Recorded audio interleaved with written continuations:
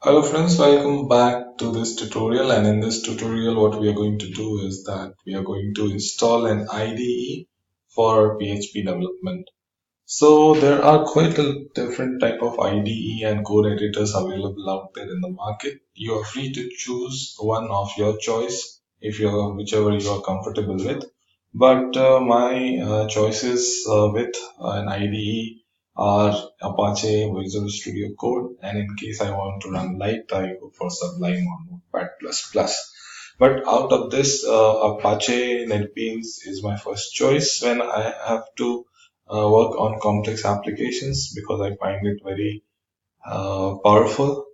Visual Studio is equally good, but since I have used Apache NetBeans for a long time, I'm quite comfortable with it, so I'll be using it.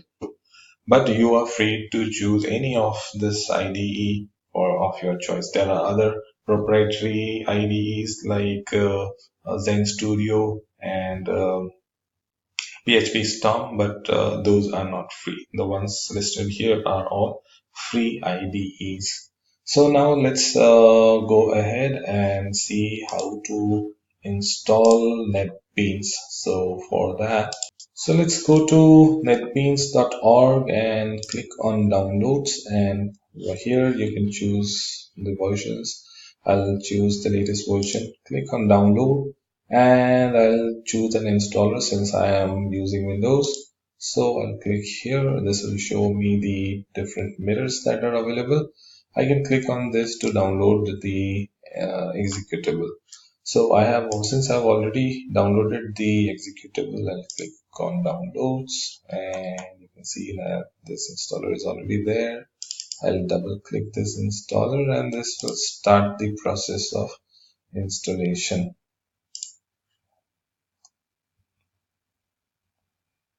So let's close this. Let's go back to the installer. We'll get a few prompts. Just click on yes and it will proceed with installing your NetBeans. So just proceed through the different options. Need not change anything. So this says that it will install it on this path. JDK is required for NetBeans to run because it is built on Java. So it has nothing to do with your PHP environment. So just click on next. In fact, so since it is already installed, just a second. Yeah.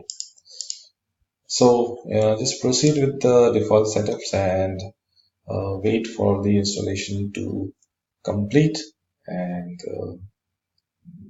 we'll see the furthest configuration steps once the IDE has been installed on the system. Okay, now that the installation is complete, and we'll find the Apache NetBeans shortcut, and we just double click on this to open up our IDE. Our IDE is installed, we proceed with configuring our IDE for PHP development. And before we proceed, this is up to you. If you want to go ahead with the default look and feel, you can go ahead. But I do some tweak for my NetBeans IDE to beautify it and make it more convenient for PHP development in terms of look and feel and how the code looks up. So we go back to the NetBeans website and we click on plugins. And in the plugin section, we can see there is a Dracula LAF for NetBeans. It's a look and feel theme for NetBeans, which gives it a dark theme like this. So that is what I prefer. So I click on download. So this will install, download the file for the theme, and we go back, click on tools, plugins, and once the plugins this is there, you click on downloaded, add a plugin, and just go to your download folder and select the file that we have just downloaded, open it, and click on install. So this will install this theme for you. Once you click on continue, and then it will ask to restart the IDE. Just click on finish, and it should open up the IDE. This is not necessary. If you feel that you find this kind of a theme or dark theme with a few tweaks more convenient for your development, then you are free to go ahead with these steps, or you can ignore these steps. So to further proceed with the configuration, click on the options, and first of all, we go to the appearance, and in this appearance, you can see that there are different options here, look and feel. So you can see that the Dracula theme has been implemented, Dracula.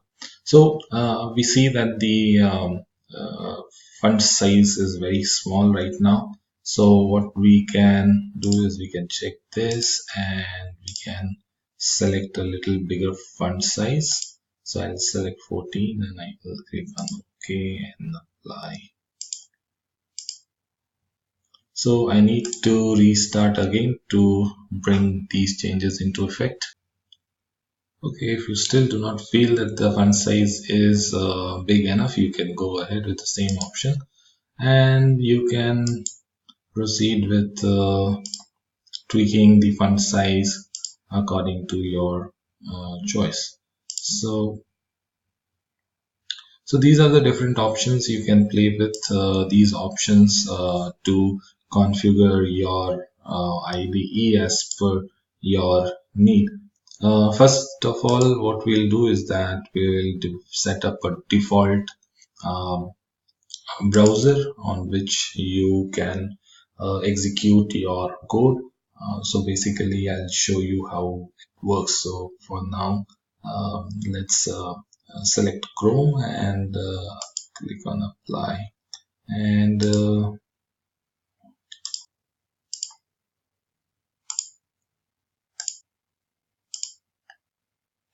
so for PHP enhancements and JSLint, we'll select these two plugins, and we'll click on install so that these extensions are installed.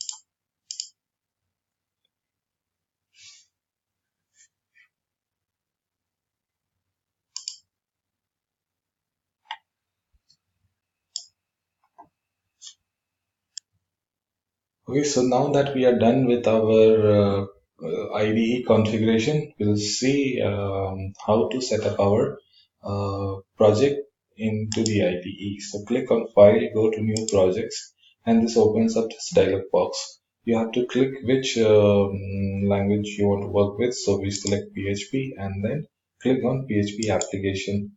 PHP application with existing source, for if in case you already have a existing code and you want to import it as a project into your IDE, so you can select this option, click on next, and it will ask you to browse the location of your existing project.